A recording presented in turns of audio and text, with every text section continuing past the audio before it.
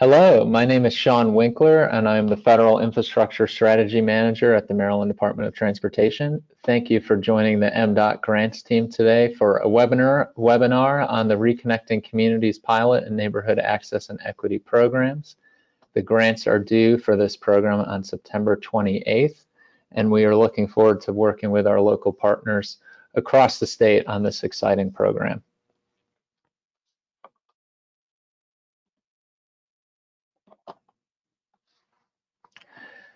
The Reconnecting Communities pilot program was championed by our own congressional delegation in passing the new Infrastructure Investment and Jobs Act.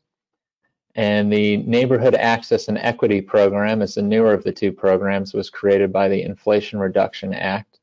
Together, the programs seek to provide funds to overcome or mitigate transportation facilities that have historically divided communities or harmed connectivity, and to invest in communities to build local and technical capacity to overcome community challenges.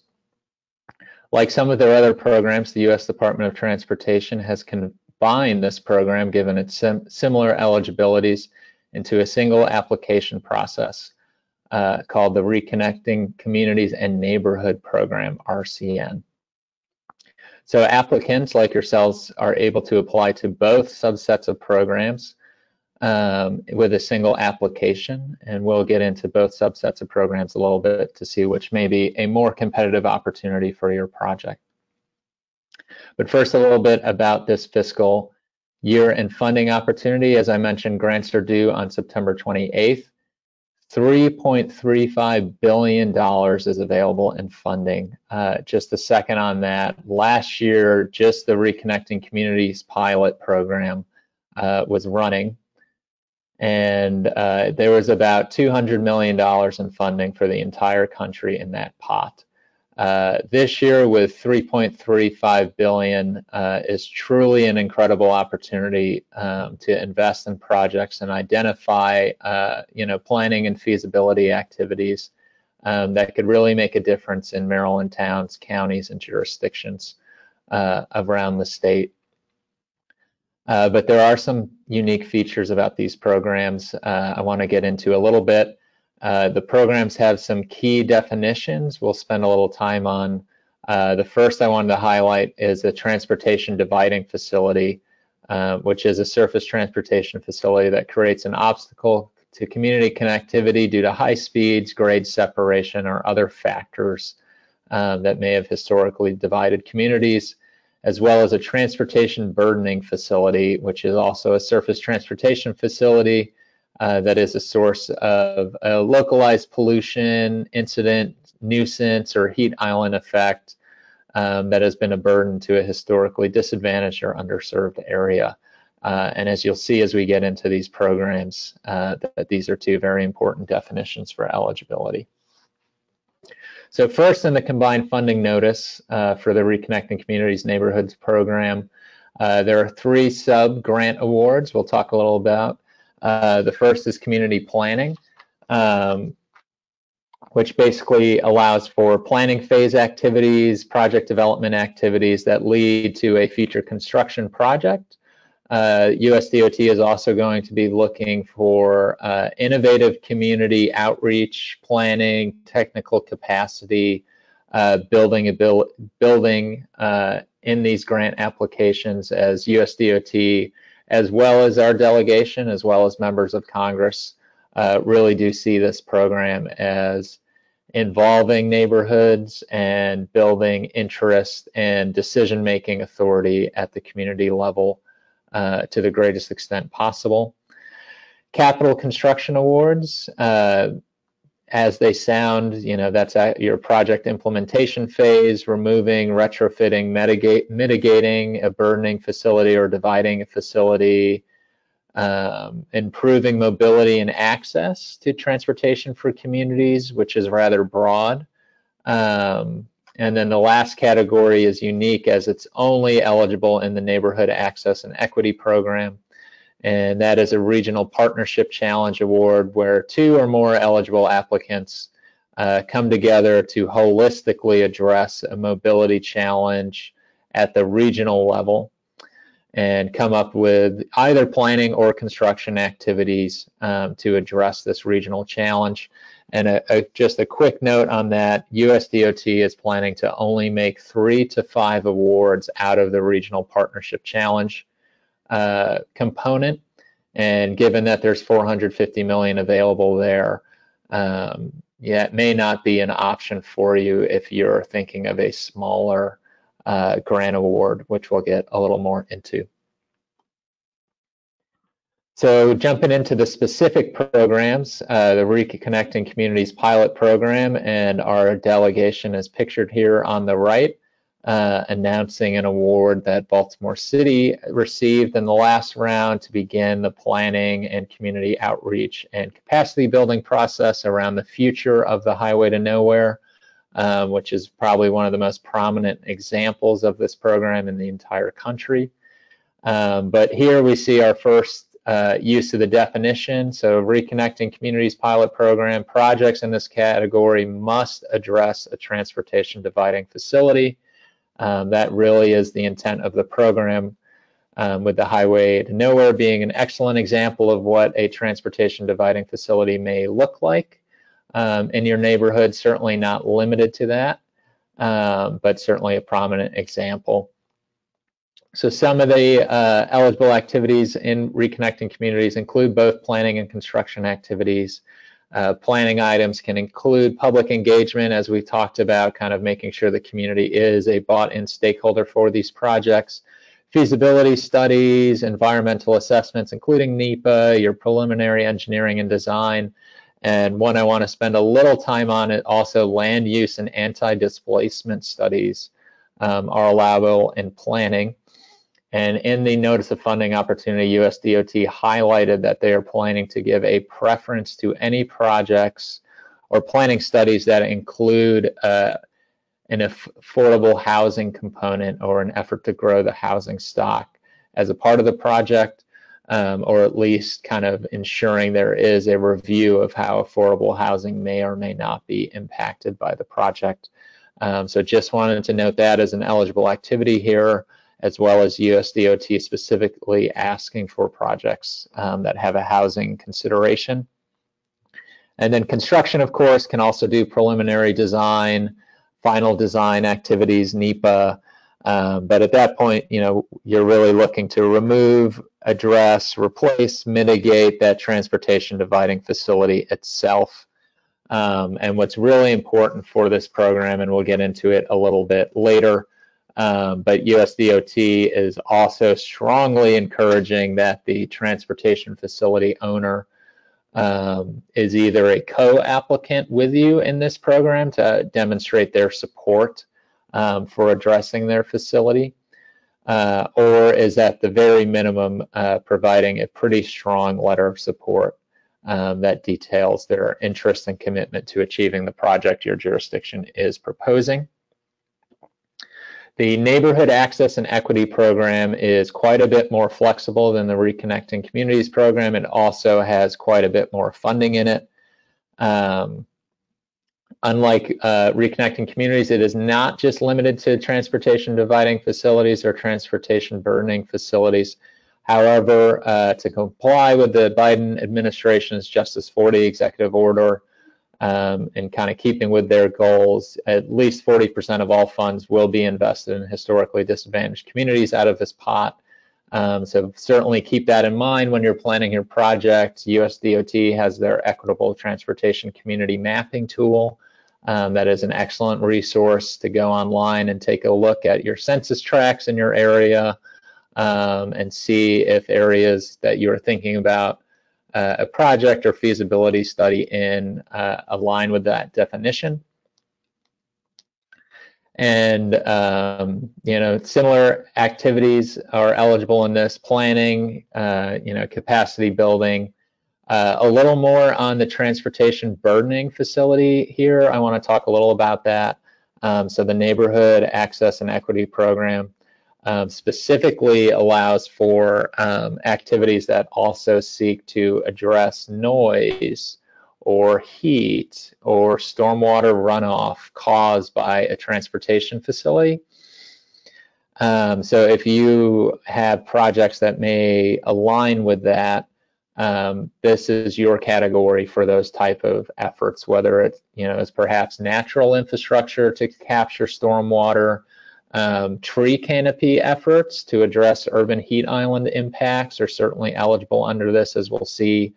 But a unique part of the Neighborhood Access and Equity Program is also mitigation around these surface transportation facilities.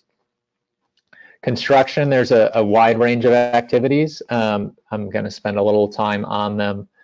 But the reuse of a burning or dividing facility to improve walkability, safety, or transportation access.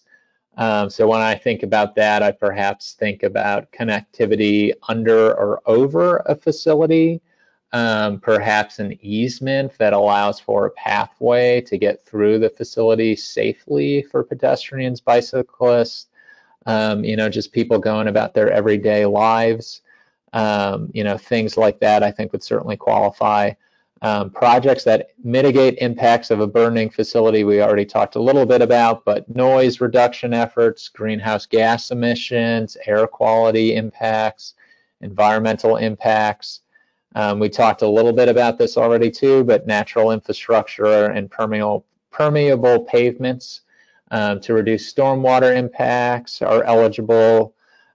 Tree canopies to address urban island heat impacts, or hotspots near surface transportation facilities are eligible.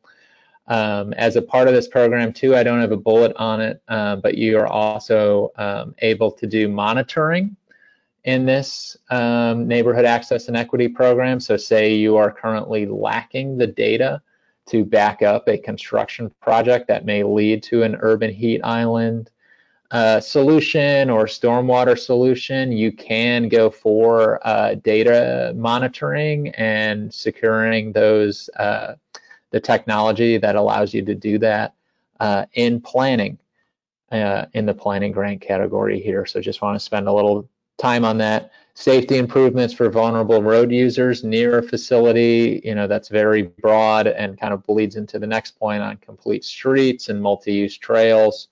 Greenway networks or other active transportation, again, very broad. And then the last one, perhaps the broadest, but projects that provide affordable access to essential destinations, to include items they mentioned like transit hubs or public spaces. So Neighborhood Access and Equity, the subgrant component, really has a broad swath of activities that are eligible. It also has truly a stunning amount of funding in it. Just for this subcategory alone, we're talking about $3 billion here. So a really neat and exciting opportunity here. Let's spend just a little time on who is eligible for each. So on the Reconnecting Communities pilot side, states, units, local governments, tribal governments, metropolitan planning organizations, or nonprofits themselves. So say you have a Main Street organization in your town that wants to do that capacity building, or say maybe perhaps you have a land development bank or some more kind of innovative community benefit agreement type partnerships in your area. They would certainly be eligible as well for planning grants there to kind of build that capacity. So just something to be aware of.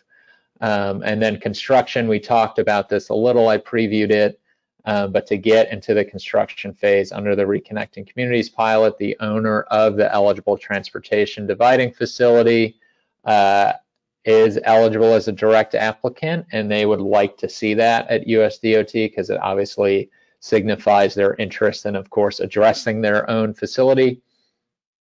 And then, of course, entities listed in the planning section here in partnership with the facility owner. And again, if your facility owner is not going to be your lead applicant, I strongly encourage you to get as strong as a support letter from them as possible here to kind of at least demonstrate that partnership that USDOT is really going to be looking for. Neighborhood Access and Equity, similar eligibilities to Reconnecting Communities. a little broader with some higher education institutions allowable in partnership with other applicants. Excuse me. And unlike the Reconnecting Communities project with kind of that requirement, USDOT is just strongly encouraging to have that type of documentation from the facility owner if your project is addressing a surface transportation dividing or burdening facility.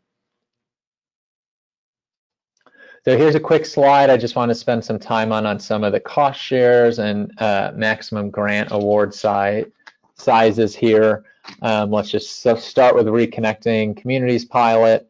There's no initial set-asides here for planning and construction awards, but as we mentioned, has to be addressing a transportation dividing facility. There are maximum and minimum awards for this, with a maximum award of planning for $2 million and a maximum award of construction for $5 million. The planning cost share is 80%, which is pretty generous and typical. However, for construction, the cost share is only 50-50 in some circumstances, with up to an 80% cost share, utilizing other federal sources. So I just want folks to be cognizant of that. If they really think their project is a better fit for the Reconnecting Communities pilot, that the cost share for construction is not quite as generous. Turning our attention to neighborhood access and equity, we already addressed it, but there is a Justice 40 set aside for planning and construction here. Unlike Reconnecting Communities, there are no award minimums and maximum for either planning or construction, and both categories allow for up to an 80-20 federal share. But what's really exciting about the neighborhood access and equity program is that if your projects, or at least components of your project, are located in a equitable transportation community as defined by USDOT, or some type of community that has a federal measurement of disadvantage, you can actually seek up to 100% federal cost share for your project. The federal government would pay for the entire thing, which I think is a extremely attractive component of the neighborhood access and equity program in particular, in addition, of course, to the large amount of funding available. USDOT, like us here at MDOT, is also working to expand their technical assistance available for grantees and potential grantees. They'll be launching the Reconnecting Communities Institute later this year, and local units of government, tribal governments, NPOs, nonprofits, and of course states are eligible to participate in this institute. And the goals of the institute are really to expand know-how and knowledge on how to kind of develop a successful project, to include things like travel demand modeling, equitable development strategies, and community centering engagement. How do you go about funding or financing a project? Specifically for those transportation burdening facilities, how do we, collect effective data and measure some of these things like heat impacts or flooding or runoff or greenhouse gas emissions or air quality? So please be on the lookout for this. USDOT is also working to kind of grow their technical capacity to be able to better help you access some of this really exciting federal funding available.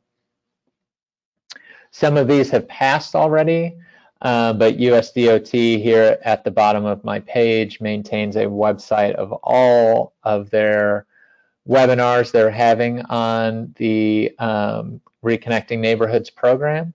They have specific webinars available for rural communities and nonprofits, for entities seeking capital construction funding. And of course, if you applied last round, they also have a specific webinar available for encore grant applications they may be expecting, or perhaps how you could make your previous submission a little more competitive, especially since the pot has since grown since last year from 200 million to over 3 billion. So with that, it was a pleasure speaking with you today, and I appreciate you taking some time to join Maryland Department of Transportation's federal grants team. We really encourage you to spend some time on our website, mdot.maryland.gov/IIJA grants, where we have some really nice, cool tools like our newsletter that goes out once a month that identifies every federal grant opportunity related to transportation. We don't just focus on the U.S. Department of Transportation. There's some really exciting opportunities from HUD and EPA and other federal agencies that impact transportation right now. So really encourage you to scan our QR code here and check that out and sign up. And we also have more resources specifically on some of the grant programs that are more prominent, like the Reconnecting Neighborhoods program. And we look forward to continuing to hear from you all, continue to grow our resources, and continue to do everything we can here at MDOT to support your grant efforts. Again, my name is Sean Winkler. I'm the Manager of Federal Infrastructure Strategy here at MDOT. My contact is below. Please feel free to call me, email me anytime. We'd love to sit down with you and talk a little bit about your capital needs and if there's federal funding ideas and strategies that we could help with here at MDOT to help your community access more funding. And with that, I appreciate you taking the time to join us, and have a wonderful afternoon.